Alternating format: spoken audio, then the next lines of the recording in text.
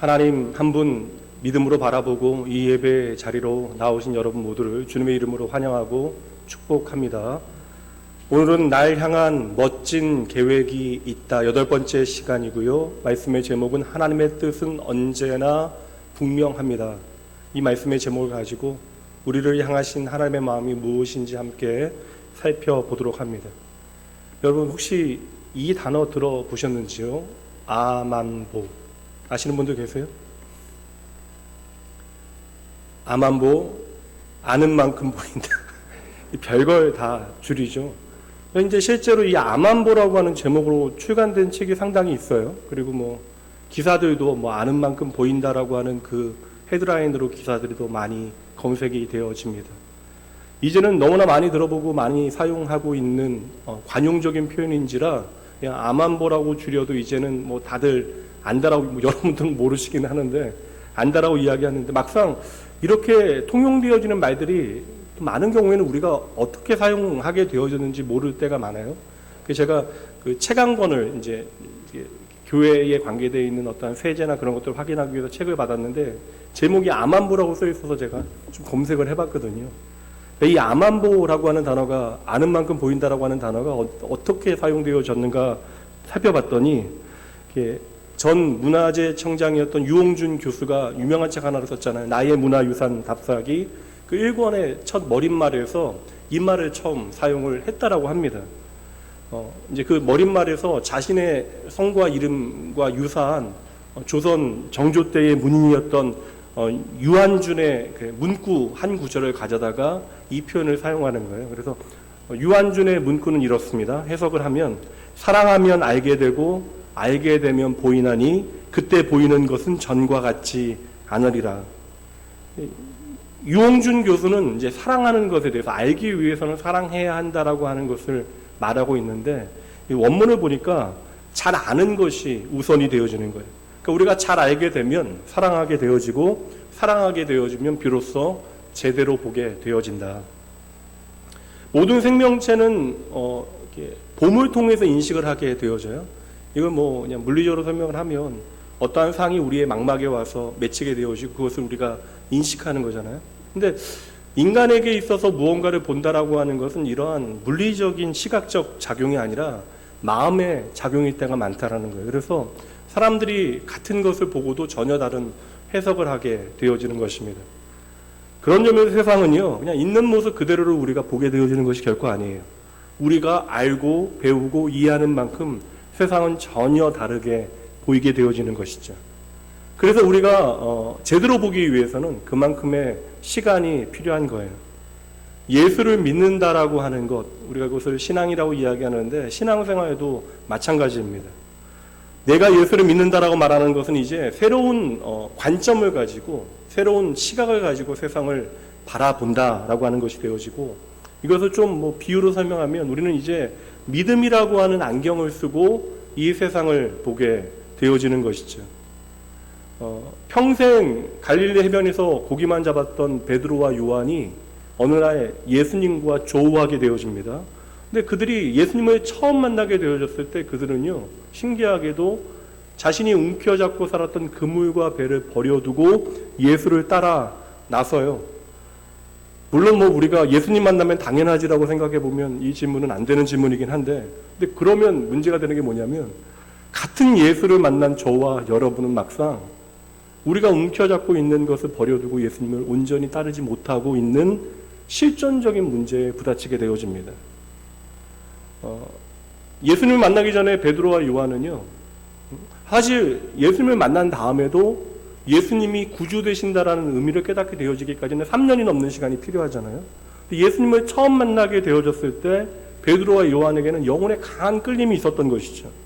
그 전까지는 내가 이 그물을 움켜잡고 살아야 살 수 있다라고 믿어왔는데 어느 날 나를 찾아오신 예수님을 만나게 되어졌을 때에 내 영혼 깊은 곳에 있었던 그런 영혼의 갈망이 한꺼번에 터져 나온 것입니다.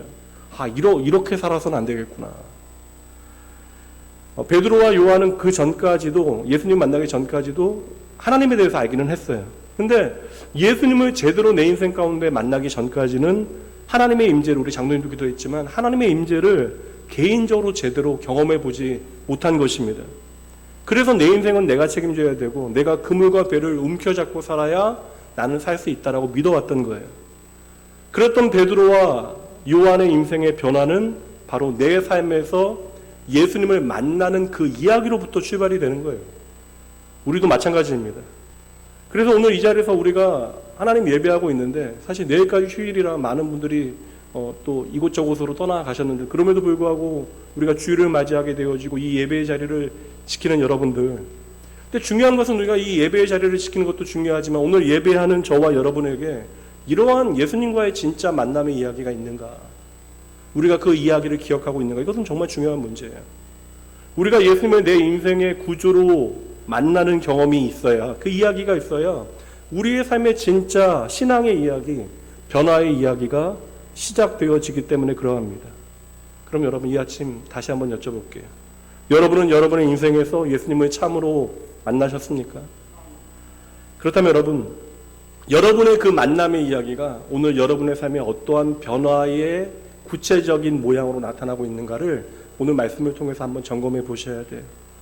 우리의 삶에 진짜 예수님과의 구체적인 만남의 이야기가 있다면 비로소 우리의 삶에 하나님의 뜻이 펼쳐지고 보여지기 시작하는 거예요. 오늘 설교 주제가 하나님의 뜻은 언제나 분명합니다 이죠. 이제 이게 하나님의 뜻이 우리의 삶에 분명하지 않은 것처럼 우리에게 보여지는 것이 실제적인 문제예요. 오늘 본문의 말씀 이제 다시 한번 보도록 합니다. 4절과 5절. 곧 창세 전에 그리스도 안에서 우리를 택하사 우리로 사랑 안에서 그 앞에 거룩하고 흠이 없게 하시려고 그 기쁘신 뜻대로 우리를 예정하사 예수 그리스도로 말미암아 자기의 아들들이 되게 하셨다. 하나님의 뜻은 너무나 분명해요, 여러분. 사실 하나님께서 당신의 마음을 우리에게 전하시기 위해서 인간들만이 경험할 수 있는 어떠한 감정과 의지를 하나님께 적용하여 하나님의 그 감정과 그 의지를 우리에게 가득 담아서 보여주시는 말씀이 바로 이 말씀입니다. 하나님의 뜻은 먼저 영원하다라고 이야기하고 있어요. 그러니까 우리가 하나님의 뜻을 깨닫게 되어지는, 자각하게 되어지는 그 순간이 아니라 창세 전에 우리가 존재하기도 전부터 하나님은 나를 향한 계획을 가지고 계셨다. 그리고 그 하나님의 뜻은 사랑을 근거한대요. 그러니까 우리를 향한 하나님의 모든 계획은 하나님의 사랑으로부터 출발되어진다. 그러므로 여러분, 그 하나님의 뜻은 언제나 저와 여러분에게 신실하심을 믿으셔야 돼요. 그리고 그 하나님의 뜻은 하나님의 기쁨이 되어지는 뜻이라고 말씀하고 있습니다. 하나님께서 그의 기쁘신 뜻 가운데 택하신 저와 여러분을 하나님의 자녀답게 만드시는 것, 이것이 하나님의 분명하고 기쁘신 뜻이 되어지는 것이죠. 그리고 예수님께서는 저와 여러분에게 기도를 친히 가르치시면서 하나님의 뜻이 반드시 이 땅 가운데 이루어진다라고 말씀해 주셨어요. 그것 항상 기억하면서 너희도 기도해라. 주기도문의 한 부분이에요. 마태복음 6장 10절 함께 읽어보죠. 나라가 임하오시며 뜻이 하늘에서 이루어진 것 같이 땅에서도 이루어지이다. 아멘. 하나님의 뜻이 하나님의 나라에서 온전히 이루어지는 것과 같이 우리가 살아가는 이 세상에서도 하나님의 뜻은 반드시 이루어짐을 내가 믿습니다. 기도하라는 거예요. 여러분, 이거 정말 중요한 것입니다. 저와 여러분이 이 땅에 존재하는 이유, 우리가 하나님의 자녀로 하나님의 아름답고 분명한 뜻이 우리의 삶에 어떻게 이루어지는가를 우리는 이 땅에서 분명히 보고 확인해야 하는 거예요. 이것이 바로 신앙생활이 되어지는 것입니다. 그런 의미에서 오늘 본문의 제목은 참으로 맞아요. 한번 따라해 보시죠. 하나님의 뜻은 분명합니다. 그러니까 여러분, 하나님의 뜻에 대한 여러분의 오해를 먼저 풀어놓으셔야 돼요. 하나님께서는 일부러 여러분 약 올리시려고 당신의 뜻을 감추시거나 여러분들의 여러 가지 상황 가운데 혼란스럽게 하시는 분이 결코 아니십니다. 하나님은 자녀 되어진 저와 여러분에게 도리어 하나님의 뜻을 알리기를 기뻐하시고요. 우리가 이 세상 살아가는데 헷갈리지 아니하고 인생을 허비하거나 시간을 낭비하지 아니하도록 친히 당신의 뜻을 우리의 삶 가운데 알리기를 기뻐하신다. 여호수아가 가장 인생의 위기의 순간은요, 그의 인생의 가장 높은 위치에 올라가게 되어진다. 세상적으로 이야기할 때는 성공한 때예요. 수백만 명의 사람들의 리더가 되어지는 때. 그러나 그는 가장 두려운 순간을 맞이하게 되어집니다. 인생에서 가장 높은 위치에 올라갔지만 앞선 리더가 세상을 떠나게 되어지고, 모세라고 하는 걸출한 리더가 세상을 떠나게 되어지고, 지금 모세도 경험하지 않았던 가나안 땅에 이제 들어가 전쟁을 치러야 하는 현실 가운데 있으니 지금 여호수아의 마음이 얼마나 두렵겠어요. 그때에 하나님께서 여호수아에게 찾아와 주신 말씀 계속되어지지만 한 구절만 볼게요. 여호수아서 1장 9절입니다. 내가 너에게 명한 것이 아니냐. 명하는 것은 단 한 가지, 강하고 담대하라. 두려워하지 말고 놀라지 말라. 핵심적인 표현은 전 이것 같아요. 네가 어디로 가든지 너의 하나님 여호와가 너와 함께 하느니라 하시니라. 이거 저에게도 너무나 위로가 되는 말씀이거든요. 저와 여러분이 하나님의 자녀로 이제 우리가 어떠한 자리에 있건 간에 우리가 어디를 가든지 하나님께서 나와 함께 하심을 우리가 기억해야만 한다. 이것이 바로 오늘 우리의 모든 두려움과 걱정, 염려를 이길 수 있는 비결이 되어지는 것이죠. 이게 얼마나 엄청난 말씀이에요. 하나님의 형상대로 창조되어진, 그래서 하나님께서 우리 보시면서 심히 좋다라고 말씀하셨는데, 그렇게 하나님 보시기에 심히 좋았던 저와 여러분이 하나님께서 허락하신 그 은혜, 의지의 자유를 가지고 한 게 뭐예요? 좀 속된 표현이지만 하나님 뒤통수 치는 일, 하나님 배신하는 일이었잖아요. 그렇게 우리는 인류 역사 가운데 하나님으로부터 도망하기 위해서 최선을 다하였어요. 탕자와 같이 아버지로부터 가장 먼 곳으로 떠나는 것이 나의 인생의 목적처럼 우리는 살아왔는데, 하나님께서는 그럼에도 불구하고 God with us, 임마누엘, 우리와 함께 하시기 위하여 당신의 온 마음과 온 힘을 다 하셨다라는 것이 바로 성경 전체의 내용입니다. 여러분, 하나님의 뜻은 우리의 삶이 너무나 분명해요. 그 하나님의 아름다운 뜻이 예수 그리스도를 통하여 이 땅이 현실화되어지는데, 예수님께서 이 땅에 오실 그때에 주어진 중요한 말씀 보도록 할게요. 이사야서에서 먼저 예언되어진 말씀이 마태복음 1장 23절에서 다시 한번 반복되어집니다. 보라, 처녀가 잉태하여 아들을 낳을 것이요 그의 이름은 임마누엘이라 하리라. 여러분, 성탄절에만 임마누엘 하는 게 아니라는 거예요. 예수 그리스도께서 이 땅에 오신 이유가 무엇인지, 그 목적이 무엇인지를 당신의 이름으로 바꾸어 설명해 주시는 것입니다. 그의 이름은 임마누엘이라 하리라 하셨으니 이를 번역한즉 하나님이 우리와 함께 계시다 함이라. 그러니까 예수님께서 이 땅에 오신 이유가 뭐라는 거예요? 우리와 함께 하시기 위해서. 그러니까 구원에 대한 이야기잖아요. 하나님의 구원은 예수 그리스도께서 이 땅에 오심으로 시작되어지는데, 완성되어지는데, 우리의 구원은 바로 무엇이라는 것입니까? 하나님께서 우리와 함께 하신다라는 사실을 우리가 아는 것. 그러니까 우리가 하나님과 함께 하는 것이 바로 우리의 구원이 되어진다. 그리고 우리를 하나님께로 인도하기 위하여 예수님께서는 이 땅에 오신 것이죠. 그러므로 우리가 진정 평생 나와 동행하시는 하나님에 대해서 제대로 알기 원한다면, 우리가 하나님이 어떠한 분인가 알기 위해서 온 마음을 다하여 온 힘을 다하여 집중하여 노력해야 하는 거예요. 이거 우리가 잘하고 하나님께로 가야 합니다. 잠언 말씀 한 구절 보도록 할게요. 잠언 3장 5절 6절. 너는 마음을 다하여 여호와를 신뢰하고 내 명철을 의지하지 말라. 너는 범사의 그를 인정하라. 그리하면 너희의 길을 지도하시리라.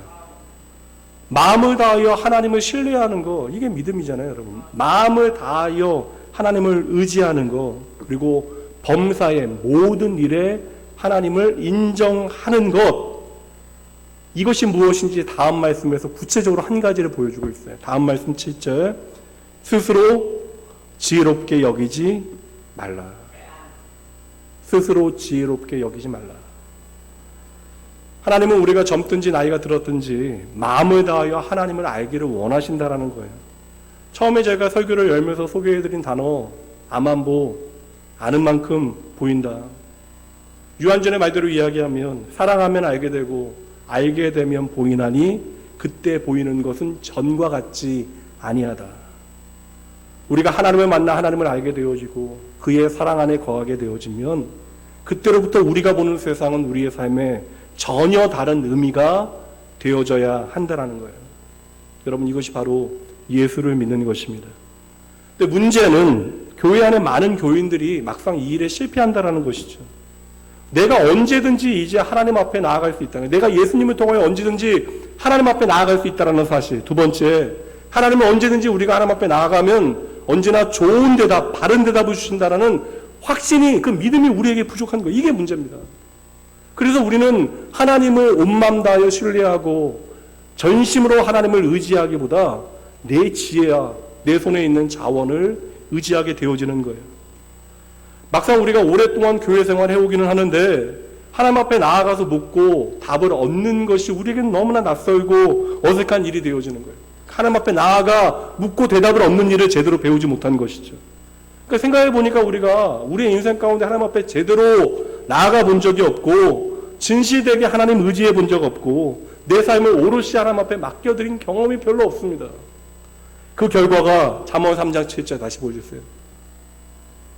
스스로 지혜롭게 여기게 되어지는 거예요. 내가 지혜롭지 못하여 두려울지라도 내가 지혜롭다라고 생각하는 거예요. 자신을 지혜롭게 여기고 나를 의지하는 것, 그 결과로 나타나는 것이죠. 그게 베드로와 요한의 삶에서는 무엇이었습니까? 금을 움켜쥐는 것, 그리고 내 배를 더 크게 만드는 것. 이것이 내 인생 잘 살아내는 방법이라고 평생을 믿어왔던 거예요.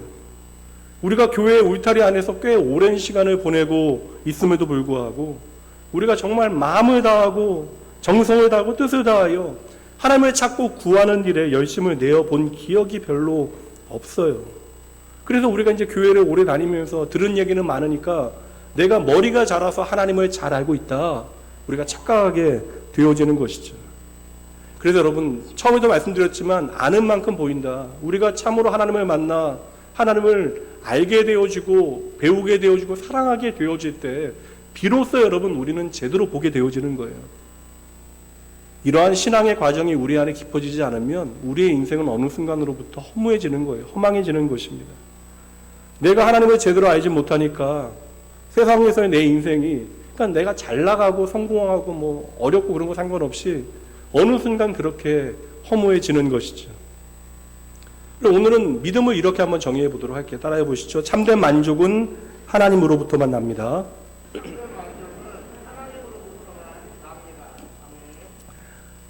이 유명한 고백을 제가 이 고백을 아주 유명한 다윗의 고백으로 보여드릴게요. 여러분 잘 아시는 고백이에요. 시편 23편 1절 함께 읽어봅니다. 여호와는 나의 목자시니 내게 부족함이 없으리로다. 훌륭한 시인인지라 더할 수 없이 아름다운 비유를 통하여 우리의 인생을 하나님 앞에 온전히 맡기고 하나님을 만나고 경험하고 의지하는 삶, 그때 나타나는 고백, 내게 부족함이 없습니다라는 고백의 의미가 무엇인지를 한 줄에 풀어내는 거예요. 이렇게 한 줄로 풀어내기 위해서는 그의 삶에 얼마나 많은 이야기들이 담겨져야 할까요?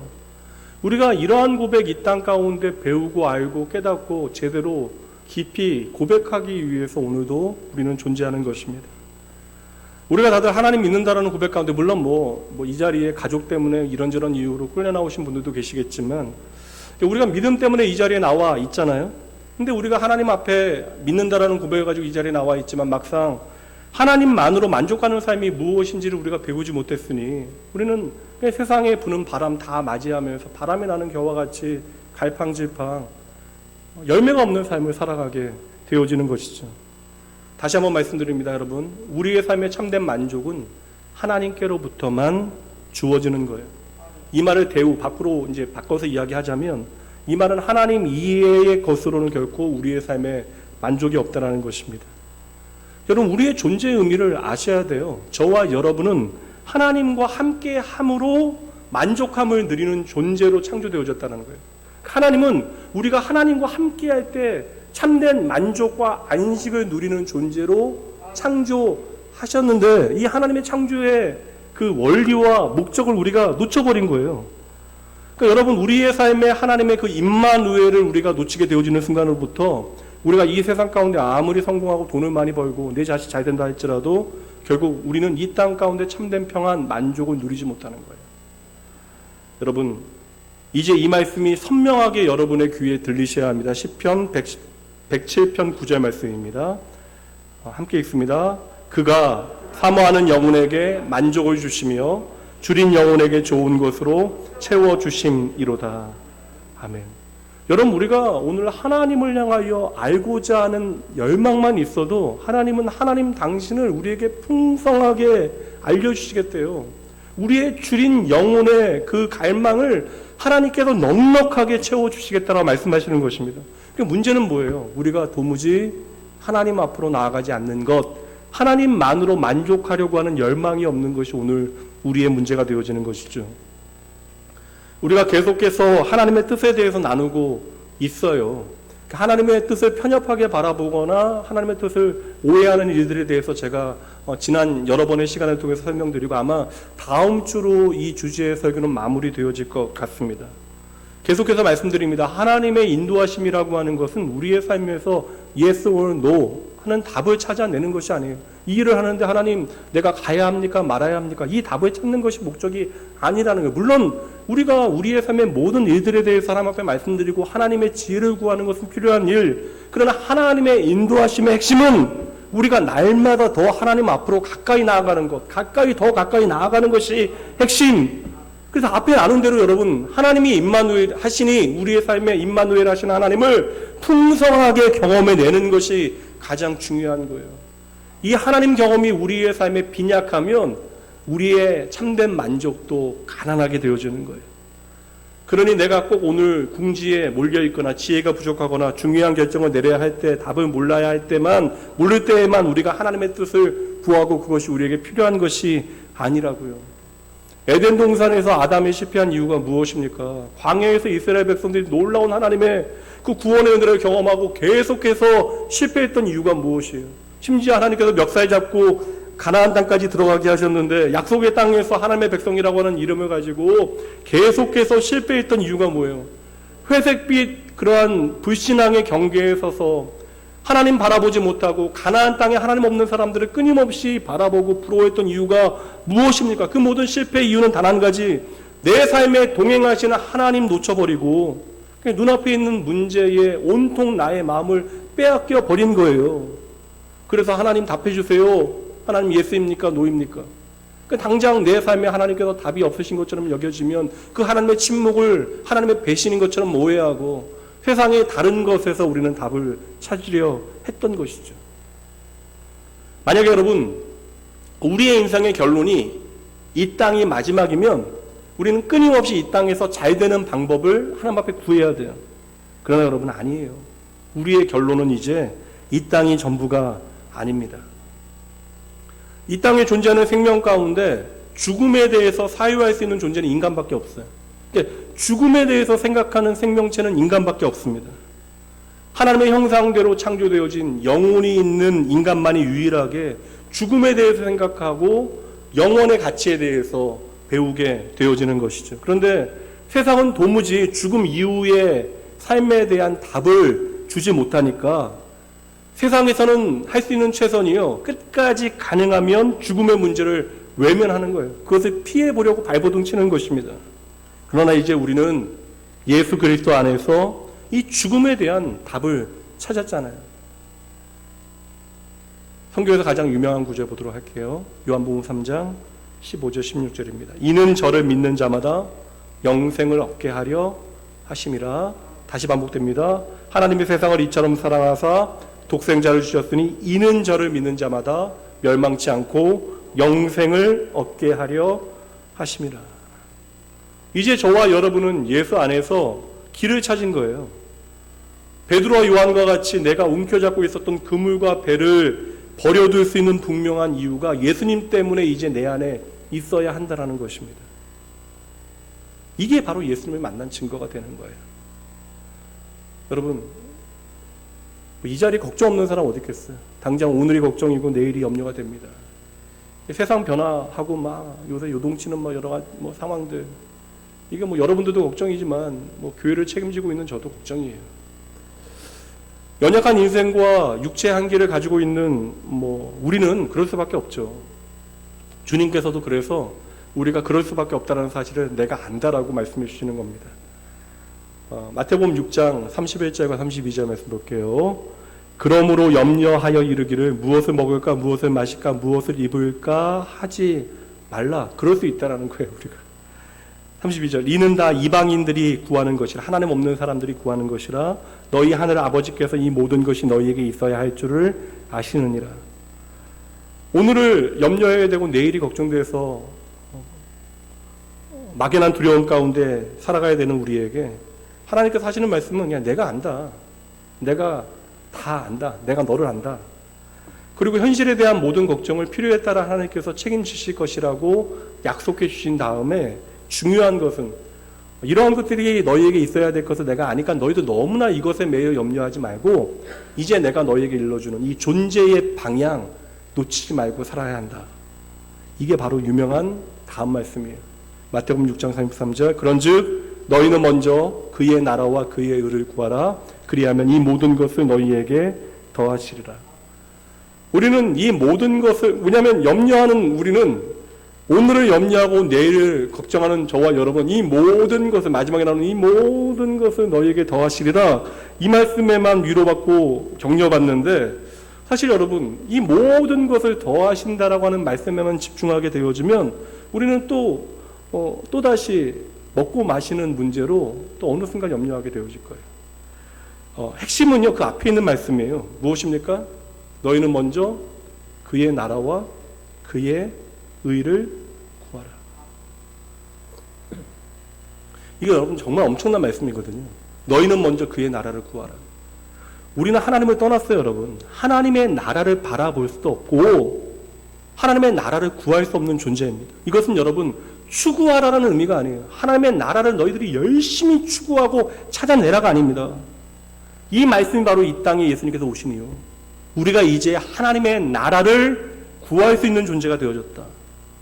우리가 하나님의 백성으로 하나님의 자녀로 하나님 앞에 더 가까이 나아갈 수 있도록 예수님께서는 이 땅에 오시어 저와 여러분을 위하여 죽으시고 부활하신 거예요. 그러니까 우리가 할 수 있는 일은 그저 하나님 피해 나무 뒤에 숨어서 두려워 떨고 있는 것이 우리의 전부인데 저와 여러분을 하나님 앞으로 인도하여 하나님이 나의 아버지 되심을 알려주시기 위하여 예수님께서 이 땅에 오신 것이죠. 핵심은 뭐예요, 여러분? 이제 우리가 하나님의 나라의 백성, 하나님의 나라의 시민, 하나님의 자녀가 되어졌다는 거예요. 이제 우리는 언제든지 하나님 앞에 나아가 하나님의 은혜의 식탁에 하나님과 함께 앉아 하나님이 어떠한 분이신가를 알 수 있고 배울 수 있고 그 사랑 안에 거하여 우리는 그 하나님의 사랑 안에서 세상을 바라볼 수 있는 하나님의 나라 백성이 되어졌다는 것입니다. 그래서 예수님께서는 이렇게 저와 여러분에게 당신을 소개하시는 거예요. 요한복음의 가장 유명한 말씀 가운데 또 하나이기도 해요. 요한복음 14장 6절 예수께서 이르시되 내가 곧 길이요 진리요 생명이니 나로 말미암지 않고는 아버지께로 올 자가 없다.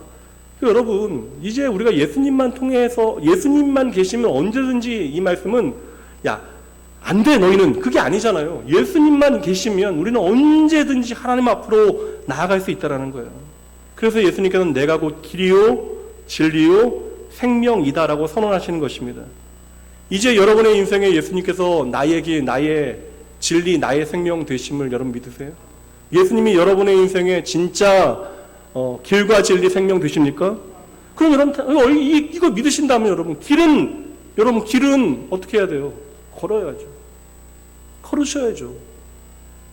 진리는 여러분 추구하셔야죠. 그 생명은 여러분 반드시 소유하셔야죠. 우리의 인생에 하나님의 뜻은 너무나 분명합니다. 단지 우리가 너무나 분명한 하나님의 뜻을 외면하고 하나님의 나라보다 이 땅이 중요하다고 착각하면서 여전히 오늘도 무엇을 먹을까, 무엇을 마실까, 무엇을 입을까 이것만 고민하며 살아가는 것이 이게 얼마나 하나님 앞에 안타까운 일이 되어지겠어요. 많은 성도들께서 하나님의 뜻이, 그러니까 내 삶을 향한 하나님의 뜻이 무엇인지 정말 모르겠다 하시는 분도 계시는데 저는 정말로 하나님의 뜻이 무엇인지를 모르시는가 그게 궁금해요. 여러분 진짜 여러분이 하나님의 뜻이 무엇인지 궁금하신다면 어렵지 않아요. 하나님은 우리가 하나님 앞에 나아가는 것을 즐겨하신다, 기뻐하신다라 말씀하시잖아요. 그렇다면 우리는 궁금하면 하나님 앞에 나아가서 물어보면 되는 것입니다. 히브리서 11장의 믿음에 대해 소개하면서 이렇게 말씀합니다. 6절 말씀 믿음이 없으면 기쁘시게 못한다. 하나님께 나아가는 자는 반드시 그가 계신 것과 또한 그가 자기를 찾는 자들에게 상 주시는 이심을 믿어야 한다. 여러분 진짜 하나님께서 오늘 여러분들에게 원하시는 것이 무엇인지 아셔야 합니다. 많은 교인들이 하나님 앞에 나아가서 질문하기를 좋아하는 그러한 사람들을 하나님께서 얼마나 이뻐하시는지, 기특해 하시는지, 상 주시기를 원하시는지를 막상 모르는 거예요. 히브리서 말씀대로 이야기하자면 이것은 그냥 모르는 문제가 아니라 믿지 못하는 것입니다. 오늘 우리가 막상 하나님의 뜻이 무엇인지 모르겠다라고 푸념하는 이유가 무엇이에요? 두 가지 이유 같아요. 먼저는 오늘 나의 삶에 동행하시는 임마누엘 하시는 하나님에 대한 인식이 부족해요. 이거 정말 중요한 문제거든요. 우리가 왜 하나님을 경외하지 못하는가? 오늘 왜 우리가 두렵고 떨림으로 하나님을 온전히 예배하지 못하는가? 바로 내 삶에 동행하시는 임마누엘의 하나님에 대한 인식이 없습니다. 그래서 하나님이 없는 시간과 공간이 너무나 많아요. 그냥 일주일에 단 한 번 이 교회에 나와 있는 시간만 내가 하나님 앞에 있다라고 생각하고 우리의 삶의 대부분의 시간은 하나님 없는 시간과 공간이 되어져 버리는 것이죠.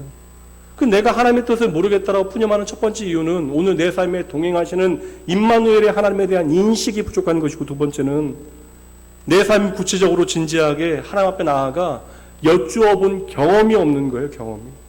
그러니까 하나님에 대한 인식도 부족하고 하나님에 대한 경험도 부족합니다. 그렇게 생각할 때 여러분, 우리가 하나님 앞에 나아가기만 즐거워하면 되는데 우리가 그 일을 못하고 있잖아요. 그러니까 우리가 하나님 앞에 나아가는 것을 주저하면서 내가 오늘 하나님의 뜻을 모르겠습니다라고 이야기한다면 그것은 어찌 생각해 보면, 솔직하게 우리 자신을 돌아보면 내가 정말 멀찍이 그냥 신앙의 경계 지역에 서서 하나님 따르는 것에 대한 적당한 변명이 아닐까 싶기도 해요. 이것은 뭐 여러분만의 문제가 아니라 목사인 저의 문제이기도 합니다. 내가 어떠한 구체적인 일에 대하여 하나님의 뜻을 아느냐 모르느냐, 이것보다 더 중요한 것은요, 나의 느낌이나 감정보다 더 중요한 것은 오늘 내가 하나님 앞에 나아가기를 기뻐하고 있는가, 즐거워하고 있는가, 이게 핵심이 되어지는 것이죠. 제가 계속해서 여러분들에게 말씀드립니다. 하나님의 뜻은요, 여러분을 통하여 이루어질 일에 있지 않아요. 하나님의 뜻은 일에 있지 않다라는 것입니다. 인류 역사 가운데 하나님의 뜻이 만약에 일에 있었더라면 하나님께서는 인간을 통하여 일하시면 안 돼요. 가장 불합리한 방법이 되어지는 것입니다. 가장 비효율적인 답이 없는 선택이 되어지는 거예요. 그래서 어떤 분들은 내가 좀 준비되지 않으면, 이렇게 좀 되지 않으면 하나님의 뜻이 이루어지지 않을까, 뭐 좀 조바심 내는데, 여러분 조바심 내실 필요가 없어요. 항상 말씀드리잖아요. 가장 우리 인생에 쓸데없는 걱정이 하나님 걱정입니다. 여러분 걱정하시면 사셔야 돼요. 여러분 조바심 내지 마십시오. 하나님의 뜻은 사람 때문에 훼손되어지거나 어그러지지 않아요. 하나님의 뜻은 그러므로 일에 있는 것이 아닙니다. 하나님의 뜻은 언제나 존재에 있는 거예요. 하나님께서 이 땅에 인생을 창조하시고 보시기에 심히 좋다, 내가 행복하다, 좋다 하셨던 그 마음에 있는 것입니다. 그래서 하나님께서는 말씀만으로도 우리 충분히 창조하실 수 있는데 손수 흙으로 저와 여러분을 창조하시고 그 코에 직접 생기, 성령, 그 영혼을 불어 넣으신 것이죠. 길게 얘기했지만 한 줄로 정리합니다. 따라해 보시죠. 그래서 하나님께는 내가 중요합니다. 하나님과 나와의 모든 이야기는 여기서부터 출발하는 거예요. 하나님께 내가 너무나 중요하다. 여러분, 그래서 우리가 하나님을 알고 사랑하는 것만큼 하나님을 알게 되어지는 것이고 세상을 이해하게 되는 거예요. 연인과의 사랑이 시작되어질 때 보이지 않는 세계가 열리게 되어지는 것처럼 우리가 주님을 알고 주님을 사랑하기 시작할 때 하나님의 그 분명한 뜻이 우리의 삶에 펼쳐지는 것이죠. 삶의 현장에 나타나게 되어지는 거예요. 그래서 우리가 진정 하나님을 좀 알고 하나님 앞에 나아가 하나님의 사랑 안에 거하게 되어지면 내 인생을 내가 혼자 책임지려고 하는 그 욕망과 그 유혹으로부터 우리가 벗어나게 되어지는 거예요. 이미 에덴에서 아담과 하와는 하나님만으로 충분한 삶을 살아가고 있었는데 유혹에 넘어간 거예요. 하나님 아닌 다른 무언가가 내게 주어져야 내가 내 삶을 책임질 수 있지 않을까, 그 유혹에 넘어가게 되어진 것입니다. 구체적으로 우리가 내 삶을 하나님의 손에 온전히 맡겨드리는 것, 내가 스스로 내 삶을 책임지는 유혹에서 벗어날 수 있는 가장 구체적인 좋은 방법은 우리의 일상이요, 우리의 삶의 구체적인 자리를 하나님의 말씀과 기도로 채워내는 것입니다. 그러니까 우리의 삶의 자리에 하나님의 말씀과 기도가 선명하지 않으면요, 우리는 나의 삶의 주도권을 하나님 앞에 온전히 맡겨드리지 못하는 거예요. 그래서 이거는 뭐 단지 성경적인 지식을 얻기 위해서 우리가 어떠한 순간에만 말씀 봐야 되는 것, 그리고 우리의 인생에 어떤 중요한 문제가 있을 때만 하나님 앞에 기도해야 되는 것이 아닙니다. 이것은 중요한 관계의 문제예요. 하나님의 임재와 하나님의 동행의 문제가 되어지는 것입니다. 내 인생의 주도권을 진정 하나님 앞에 내가 제대로 옮겨드리기 원한다면 우리의 삶의 중심에는 말씀과 기도가 선명해야 돼요. 그러니까 하나님과 동행을 내가 진짜 즐거워한다. 그 증거가 바로 나의 일상에 말씀과 기도를 두는 거. 그러니까 이것은 우리가 말씀과 기도를 등한히 하는 것은요, 인생의 다른 문제들 때문에 그런 게 아니에요. 건강 문제가 아닙니다, 여러분. 우리 인생의 말씀과 기도가 희미해지는 것은요, 내 삶에 하나님이 덜 중요하게 여겨지기 때문에 그런 거예요. 이것은 아무리 강조해도 지나치지 않은 가르침입니다. 우리가 우리의 인생을 허비하거나 낭비하지 않을 수 있는 가장 중요한 방법, 하나님의 말씀과 기도. 우리가 예수라고 하는 우리에게 주어진 제대로 된 생명의 길을 걸을 수 있는 가장 확실한 방법, 하나님의 말씀과 기도를 내 삶의 중심에 두는 것. 오늘 여러분을 생명으로 만나주신 주님께서 그래서 특별한 비유의 말씀을 요한복음에서 들어주시는데, 요한복음 15장 5절 말씀 보세요. 나는 포도나무요 너희는 가지라. 그가 내 안에 내가 그 안에 거하며 사람이 열매를 많이 맺는다. 나를 떠나서는 너희가 아무것도 할 수 없다. 우리가 세상 가운데 아무리 많은 일들을 이룬다 할지라도 우리가 주님 떠나게 되어지면 우리가 하는 모든 일과 그 일의 결과는 nothing, 의미가 없다 하시는 거예요. 중요합니다. 그 뒤에 있는 말씀 보도록 할게요. 주님께서 다시 한번 강조하십니다. 7절과 8절. 너희가 내 안에 거하고 내 말이 너희 안에 거하면, 하나님의 말씀이 우리 안에 생명력 있게 역사하게 되어지면 무엇이든지 원하는 대로 구하라. 그리하면 이루리라. 너희가 열매를 많이 맺으면 내 아버지께서 영광을 받으실 것이요. 우리가 하나님의 뜻을 오해하니까 오해하지 않도록 예수님께서 일부러 하나님의 뜻이 이것이다라는 걸 알리시기 위해서 비유로 말씀하시는 거예요. 포도원 이야기를 하시는 것입니다. 농부이신 하나님께 가장 중요한 것은, 농부에게 가장 중요한 건 씨앗이잖아요. 씨앗은 보물입니다. 농부에게 보물은 씨앗인데 하나님의 보물은 뭐예요? 당신의 보물은 예수 그리스도. 그 예수 그리스도를 우리 안에 심어 주신 것이에요. 그것이 바로 내가 그 안에, 그가 내 안에. 우리가 예수 그리스도라고 하는 그 씨앗이 우리 안에 심겨졌기 때문에 우리는 이제 새로운 피조물이 되어진 것이죠. 그럼 우리는 이제 심겨진 씨앗대로 잎을 내고 열매를 맺어내면 되는 것입니다.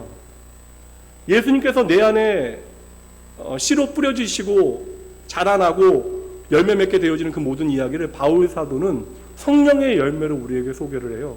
갈라디아서 말씀 보도록 할게요. 이 말씀이 참 재밌어요. 5장 22절 23절 성령의 열매를 설명합니다. 오직 성령의 열매는 사랑과 희락과 화평과 오래 참음 자비와 양성 충성과 온유와 절제, 이 같은 것을 막을 수 있는 방법은 없다. 그러니까 여러분, 막을 수 없다는 건 뭐예요? 반드시 우리 안에 열매로 맺혀져야 한다. 그러니까 성령의 열매는, 잘 보세요 여러분, 우리가 생각하는 열매라고 하는 것은 어떠한 눈에 보이는 결과로 생각하는데 아니에요. 어떠한 양상입니다. 사람으로 이야기하면, 인격으로 이야기하면 성품이에요. 사랑, 희락, 화평, 오래 참음, 자비, 양성, 충성, 온유, 절제. 삶으로 증거되어져야 하는 것. 그러면 성령의 열매는 바로 예수님이 누구인가를 우리에게 보여주고 있는 거예요. 그 성령의 열매는 바로 예수님의 열매가 되어지는 것이죠. 그러니까 예수님께서 우리 안에 계시면 반드시 예수님의 열매가 맺혀진다는 거예요. 예수님을 닮아가는 삶의 이야기가 우리의 삶에 자라나야 한다는 거예요. 여러분, 성령의 열매는 우리가 끙끙대면서 막 정말 죽을 듯이 노력해서 맺어내는 것이 아니라 주님께서 내 안에서 저절로 맺어주시는 은혜. 그러니까 성령의 열매는 자랑하면 안 돼요, 여러분. 성령 충만은 여러분 자랑하는 데 있지 않습니다. 성령 충만한 사람은 겸손해요. 한번 따라해 보시죠. 성령의 열매는 은혜입니다. 설교 여러분, 이 자리에 계신 분들 중에 몇십 년 들으신 분들도 계세요. 교회가 낙원교회 교인으로, 지역교회 낙원교회 교인으로도 이 교회에 40년 출석하신 분도 계시니까, 원로 목사님부터 40년 동안 설교에서 들어오신 분들도 계십니다. 근데 여러분, 우리가 하나님의 말씀을 계속 듣는다면 우리의 삶에 하나님과의 관계는 더 깊어져야 되고, 이 말씀에 대한 설레임은 더 많아져야 되잖아요, 우리 안에. 근데 하나님의 말씀을 들으면서 내 안에 설렘이 없으면 이거 여러분 큰 문제예요. 비극입니다. 이거 이렇게 교회 와서 설교 길다, 예배 길다 한 번 할 수 있어요, 여러분. 근데 매번 그거 얘기하는 거 좀 그래요, 여러분. 드라마 여러분 잘 보시잖아요. 몰아놓고 한꺼번에 보시고 막.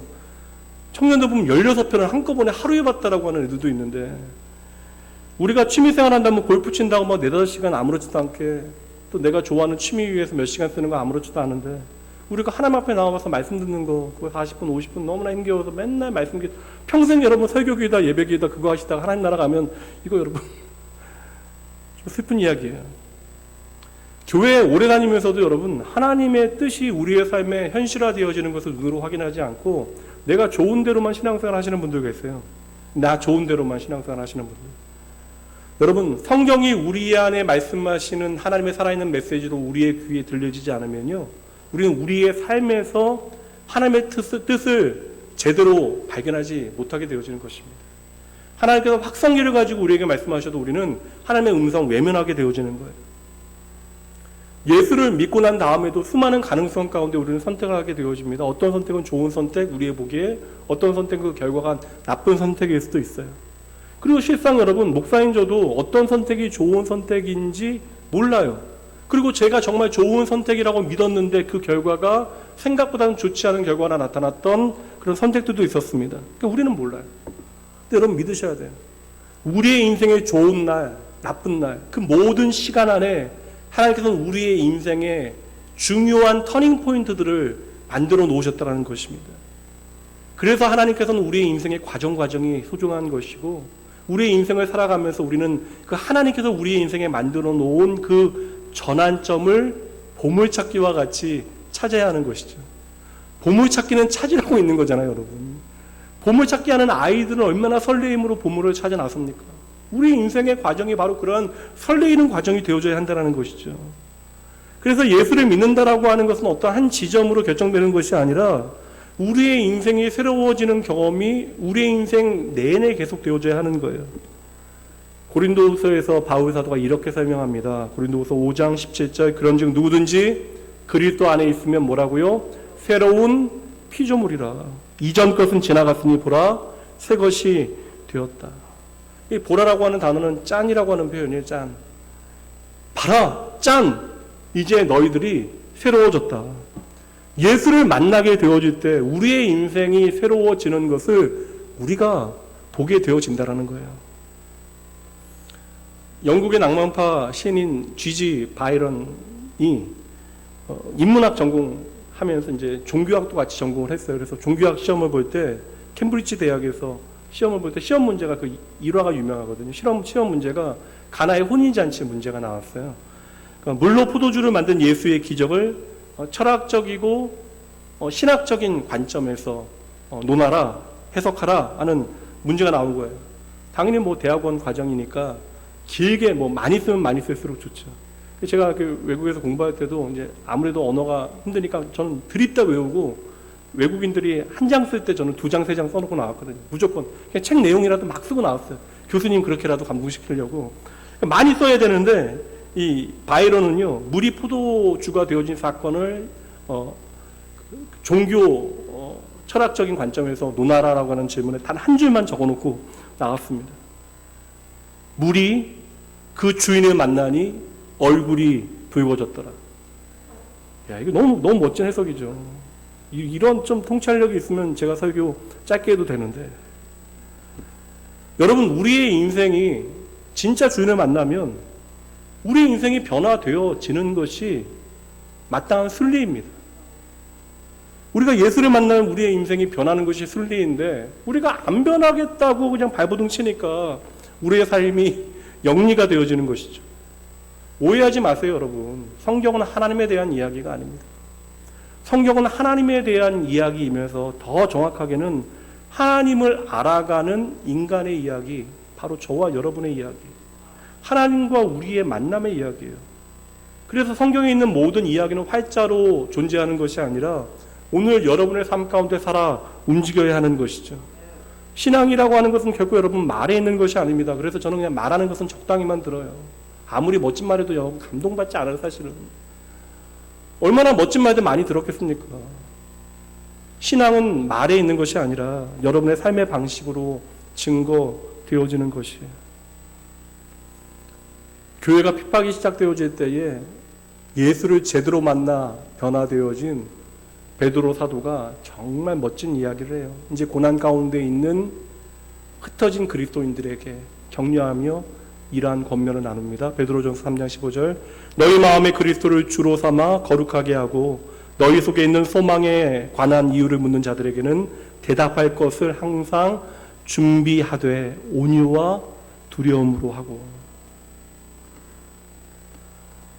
오늘 예수 그리스도와 내가 함께 동행하며 우리의 소망이 바로 주님 되신다는 사실에 대해서 우리의 삶으로 믿지 않는 소망 없는 자들에게 대답할 것을 준비하는 삶을 우리가 살아가야 한다는 거예요. 하나님은 우리의 삶에 오늘 놀라운 은혜를 베푸십니다. 그 놀라운 은혜를 베푸시는데 우리가 할 일은 그 은혜를 내가 담아낼 수 있는 그릇을 준비해야 하는 것이죠. 그럼 여러분, 오늘 과연 하나님을 향한 그 하나님에 대한 경이로움이 여러분들에게 있냐고요. 하나님과의 만남에 대한 그런 가슴 깊이 설레이는 감정이 여러분들에게 있습니까? 아무리 우리가 성경에 대한 많은 지식이 있다 할지라도, 성경 전체를 내가 다 암송할 수 있다 할지라도 내 마음이 돌짝밭이 되어지고 가시밭이 되어지면 하나님의 그 놀라운 은혜는 내 삶에 담기지 아니하고 그냥 사라지는 거예요. 스쳐 지나가는 것입니다. 그렇게 하나님의 놀라운 은혜가 우리의 삶에 스쳐 지나가면 날마다 우리의 삶은 그만큼 메마르게 되어지는 것이죠. 하나님을 향한 설레임이 없는 그러한 인생은요, 그래서 그냥 이 땅에서 잘 먹고 잘 사는 것이 마지막이 되어지는 것입니다. 예전에 도깨비라고 하는 드라마, 화제가 됐던 드라마 있는데 많은 분들이 보셨을 것 같은데 좀 연세 있으신 분들은 어떠신지 모르겠어요. 그 도깨비라고 하는 드라마에서 주인공이 한 대사가 오랫동안 회자가 되어졌습니다. 또 제가 남자 공유가 아니니까 공감이 안 되실 수는 있지만 한번 들어보세요. 너와 한 모든 시간이 눈부셨다. 날이 좋아서, 날이 좋지 않아서, 날이 적당해서 모든 날이 좋았다. 최고의 사랑이라고 하는 것은 여러분, 내 인생에 최고로 멋진 사람을 만나서 최고로 멋진 사랑을 하는 것이 아니라 나의 인생의 모든 날을 그 한 사람으로 말미암아 아름답게 바라볼 수 있는 것, 이게 바로 사랑이라는 것이죠. 예전에 제가 섬겼던 교회 한 권사님께서 30대 젊은 나이에 홀로 되셨어요. 아이가 셋이나 있는데 그 남편이 암으로 30대 중반에 세상을 떠나셨습니다. 둘째 아이 이제 결혼 끝나고 이제 권사님과 잠깐 차 한잔 마실 수 있는 기회가 있었는데 특별한 경험 하나를, 기억 하나를 저에게 이야기해 주셨어요. 그 기억이 저에게 남아 있습니다. 남편이 세상 떠나기 전에 어린 아이 3명과 이제 항암 치료도 다 이제 안 하고 이제 마지막 가족 여행을 떠나신 거예요. 그리고 이제 돌아오는 차 안에서 2시간 남짓한 그 시간을 그 남편 되시는 분께서 아내의 손을 이렇게 꼭 잡고 놓지 않으시더래요. 그리고 이렇게 하염없이 조용히 눈물을 흘리시는데 아무 말도 하지 않고 그냥 2시간 동안 이렇게 눈물을 흘리시면서 2시간이 그렇게 지나간 거예요. 이제 아마 홀로 되어질 아내와 그 새 아이에 대한 그런 좀 안타까움, 미안함, 그런 감정들이 그 눈물에 있었겠죠. 근데 권사님께서 하시는 말씀이 그날이 오늘도 너무나 선명하다는 것입니다. 권사님은 자신의 손을 잡고 눈물을 흘렸던 그 2시간에 대한 기억을 가지고 평생 세 남매를 잘 키워냈다라는 말씀을 하셨는데, 여러분, 시간은 그래서 그냥 흘러가는 것이 아닌 것 같아요. 이 흘러가는 시간은 크로노스의 시간이라고 이야기하는데, 흘러가는 그 시간 가운데 어떠한 시간은 우리에게 특별한 의미를 갖게 되어집니다. 그것을 헬라어로 카이로스의 시간, 우리는 은혜의 시간으로 해석을 해요. 그 권사님의 인생의 30대에 단 2시간의 짧은 흘러가는 시간이지만 그 시간은 말할 수 없는 두꺼운 두께와 깊이로 권사님의 인생의 카이로스의 시간이 되어졌던 것이죠. 저와 여러분의 인생이 그냥 흘러가는 시간으로만 끝나지 아니하고 하나님과 영원히 연결되어지는 카이로스의 시간이 되어지기 위해서는, 그래서 우리의 삶의 자리에서 하나님을 만나는 경험이 있어야 돼요. 우리의 삶의 자리가 하나님의 말씀이 일하는 현장이 되어져야 하는 것입니다. 그렇게 하나님에 대한 인식이 자라나고 하나님 경험이 우리 안에 풍성해질 때 그 하나님에 대한 경험은 바로 하나님의 뜻을 이 땅에 나의 삶에 펼쳐놓는 하나님의 일하심의 증거가 되어지는 것이죠. 목사인 저는 하나님을 분명하게 만났고 하나님을 참으로 사랑하고 하나님이 얼마나 저를 사랑하시는가에 대해서도 이제는 흔들림 없는 확신을 가지고 있지만 오늘도 여전히 저의 선택에 대해서 자신이 없고요. 때로는 어떠한 현실이 버겁고 힘겨울 때가 있어요. 그리고 잘 버텨내는 것 같아 기특할 때도 있지만 때로는 힘겨워지면 좀 비겁한 선택을 하게 되어지는 순간들도 제 안에 있습니다. 그럼에도 결국 여러분 언제나 하나님께로 주저없이 돌아올 수 있는 이유가 있다면 누가 뭐래도 하나님이 살아계시고요. 그 하나님께서 나를 사랑하신다라는 확신 가운데 있기 때문에 그래요. 여러분 우리의 인생의 모든 날 그것이 비 오는 날이건 맑은 날이건 우리의 인생의 모든 날을 찬란하게 빛나게 하시는 분이 하나님이심을 여러분 믿으셔야 돼요. 주님께서 우리의 삶의 어떠한 부분을 가지고 감동하실까요? 예수님께서는 헤롯의 화려한 궁전에 감동하시잖아요. 예수님께서는 당신의 손에 들렸던 어린아이의 도시락 하나에 감동하십니다. 그렇다면 우리가 할 일은요, 세상에서 화려한 헤롯의 궁전을 짓는 그 일이 아니라 내 자신을 하나님의 손에 들린 작은 어린아이의 도시락이 되어지도록 만드는 것이죠. 오늘 여러분의 손에 무엇이 들려있나? 세상 사람들이 여러분들을 어떻게 인정해주고 있나? 이런 것들은 여러분 하나님의 영광, 하나님의 기쁨, 하나님의 감동과 전혀 상관이 없는 것들입니다. 내가 사망의 음침한 골짜기 심지어 모든 것이 부족한 광야에 있을지라도 하나님께서 내게 주신 보물이신 예수 그리스도를 바라볼 수 있다면 그 마음만으로 하나님께서는 감동하시고 기뻐하심을 믿으셔야 돼요. 그래서 하나님께서는 여러분들이 만드는 어떠한 결론이 아니라 결과가 아니라 여러분의 삶의 순간순간 그 모든 과정에 주목하시는 거예요. 그럼 여러분 정말 잘 사셔야 합니다. 여러분의 삶의 한순간 한순간이 하나님 앞에 기억되어지는 삶이에요. 내 인생이 얼마나 하나님과 깊이 연결되어져 있는가, 나는 얼마나 하나님 앞에서 하나님과의 동행을 깨닫고 의식하며 살아가고 있는가.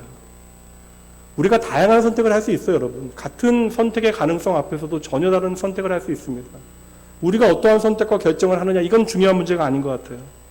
우리가 매일 내리는 선택과 결정이 나로 하여금 하나님 앞에 더 가까이 가게 만드느냐, 아니면 하나님 없는 세상의 불순종의 자리로 나를 가게 만드느냐, 우리는 이거 점검하고 또 점검해야 하는 것입니다. 주님께서 정말 안타깝게 이야기하셨던 어리석은 부자의 결국이 여러분의 이야기 되면 안 되잖아요. 내가 얼마나 잘 되느냐, 이거 물리적인 수량적인 그러한 계산으로 계산되어지는 것이 아닙니다. 여러분의 영혼이 오늘 범사에 잘 되고 있는가를 보셔야 돼요. 이제 말씀 정리하도록 할게요. 하나님은 저와 여러분의 모든 날을 빛나게 하십니다. 지난 시간에도 제가 말씀드렸어요. 집 나간 아버지 버리고 집 나간 아들이요, 아버지 기억도 못하는 먼 나라에 가서 정말 주머니 빵빵하고 모든 거 다 잘 되는 것 같고 모든 사람들이 나 사랑하는 것 같고 그렇게 즐겁게 아버지 잊어버리고 살아갈 때, 그때가 여러분 그 인생의 가장 빛나는 잘 나가는 때가 아니라 모든 것을 잃어버리고 내가 아버지께로 돌아가야 한다라는 사실을 깨닫게 되어진 돼지 우리가 여러분, 그에게는 그의 영혼이 잘 되는 때였습니다. 어제나 오늘이나 영원히 우리를 향하신 하나님의 뜻은 너무나 분명해요. 전체 주제 말씀인 예레미야 29장 11절, 여호와의 말씀이니라 너희를 향한 나의 생각은 내가 안다. 평안이다. 재앙이 아니다. 너희에게 미래와 희망을 주는 것이다. 하나님께서는 여러분의 어제와 오늘을 책임지고 계시듯 여러분의 미래도 반드시 책임지십니다. 그러니 여러분, 우리는 믿음으로 우리의 죽음 이후까지도 하나님의 손에 맡겨드릴 수 있는 것이에요. 앞으로도 저나 여러분이나 진로에서 벗어나게 되어지는 순간도 분명히 있을 거예요. 내비게이션, 여러분 운전하시다 보면 내비게이션이 길 안내해주면 항상 옳은 길로 잘 갑니까? 고집 때문에 엉뚱한 길로 가기도 하지만 알려줘도 우리가 집중하지 않고 딴 생각하면 딴 길로 많이 가요. 저는 내비게이션 없으면 그냥 운전은 못하는 사람인데 그렇게 내비게이션이 소중하다는 사실을 알면서도 저 딴 길로 갈 때 너무나 많아요. 근데 감사한 것은 내비게이션이 저를 포기하지 않아요. 잘못된 길로 가도 끊임없이 저에게 제대로 된 길을 알려줍니다.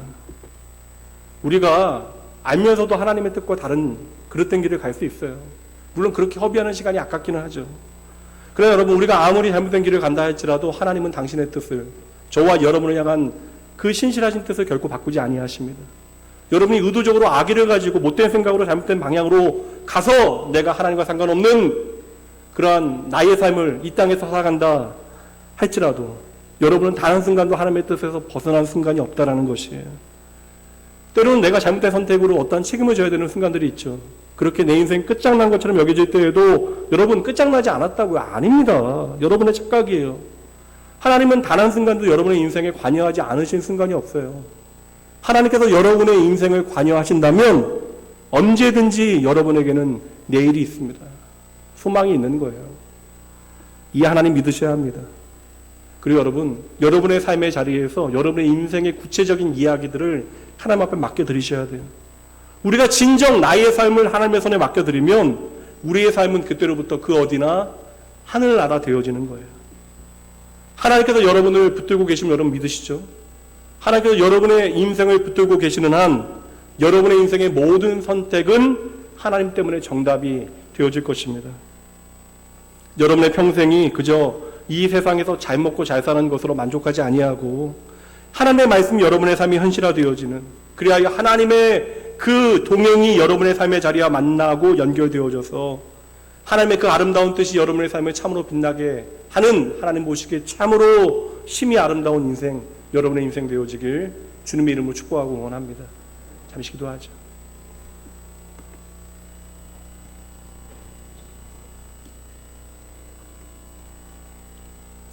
하나님 아버지, 모든 것이 하나님의 은혜입니다.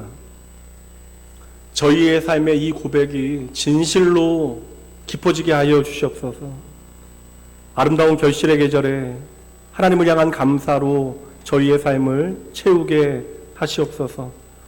하나님의 뜻은 그 사랑하는 자녀를 향한 아버지의 마음임을 저희들 배웠습니다. 오늘도 내 삶에 임마누엘 하신 하나님, 하나님의 그 동행의 깊고 풍성함을 저희들 경험하게 하시어 내 삶에 하나님의 뜻이 나를 향한 하나님의 사랑임을 잊지 말게 하여 주시옵소서.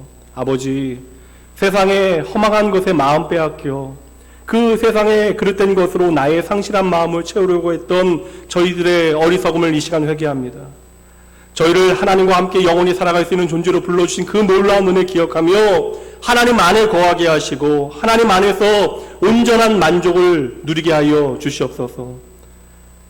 나의 만족이 오직 하나님으로부터 나옴을 꼭 기억하고 사모하는 영혼을 만족해 하시고 줄인 영혼에게 좋은 것으로 채워주시는 하나님만을 바라보며 저희에게 주어진 하루하루를 살게 하여 주시옵소서. 모든 영광 감사 주님께 올려드리며 저희의 삶의 모든 순간을 아름답게 빛나게 하시는 빛이 되신 예수님 이름으로 축복하며 간절히 기도합니다.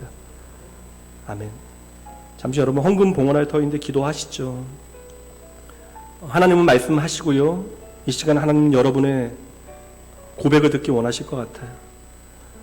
오늘 우리가 어떠한 자리에 있건 간에 나의 삶을 귀하게 여기시고 나를 만나시고 당신을 보이시고 그리하여 우리의 삶을 친히 인도하시는 그 하나님 앞에 이제는 내가 나의 삶을 온전히 맡겨드리기로 여러분 결단하시죠. 내가 하나님의 손에 들려지면 그 자리가 바로 하나님의 나라가 임하는 자리가 되어집니다. 이 시간 오직 하나님 앞에 나의 삶을 온전히 맡겨드리고 하나님께서 기뻐하시는 하나님 보시기에 심히 아름다운 인생 살아가겠노라 결단과 다짐을 하나님 앞에 고백하며 잠시 기도합니다. 나의 영혼아 잠잠히 하나님만 바라라. 나의 소망이 저에게서 나는 도다. 아버지, 하나님 앞에 나아가게 하시고 아버지 내가 우리 내 인생의 가장 벅벅 빈 순간에 아버지 주여 그 하나님과의 하나님 내 삶에 흘러가는 모든 시간을 아버지 하나님과의 오직 주만이 내 인생이 하나님의 사랑과 선물을 알아가는 산서 내가 요동치 아니하리. 기도합니다. 아버지 감사합니다. 주님의 은혜입니다. 내 삶을 향하신 주의 마음 붙들고 이 시간 예배케 하시고 기도케 하시니 아버지여 은혜입니다. 우리의 삶의 모든 순간 변함없이 거기에 함께 하시는 하나님 계시니 도리어 실패와 낙심의 자리에서 변함없이 주님만 의지하겠습니다. 하루하루 순간순간 저희를 향한 아버지여 주의 마음 붙들고 주님 아버지여 바라보겠습니다. 주를 향한 저희들의 마음이 날로 깊어지게 하여 주시옵소서. 이 시간 하나님의 놀라운 은혜와 사랑에 보답할 방법 없지만 주님만이 나의 전부 되심을 고백하며 허락하신 물질 가운데 얼마를 드립니다. 오직 주님만을 바라보며 살아가기로 결단하는 주의 자녀들의 삶 가운데 놀라운 하나님의 동행의 기억과 기록들이 풍성히 남게 하여 주시옵소서. 오직 감사와 찬양을 주님께 올려드리며 우리의 삶에 하나님의 뜻을 신실하게 이루어 가시는 나의 전부 되신 예수님 이름으로 축복하며 기도합니다. 이제는 우리 주 예수 그리스도의 은혜와 하나님의 사랑하심, 성령 하나님의 함께하심이 내 인생의 모든 날에 나와 함께하신 하나님, 나에게 말씀하시는 하나님, 나를 크신 계획 가운데 신실하게 준비시키시는 하나님 바라보고 날마다 하나님께로 더 가까이 나아가기로 작정하는 주의 택한 모든 자녀들의 삶의 자리, 모든 삶의 시간, 아버지께로 날마다 돌아가는 그 아름다운 발걸음 위에 지금부터 영원까지 함께 있을지어다. 아멘.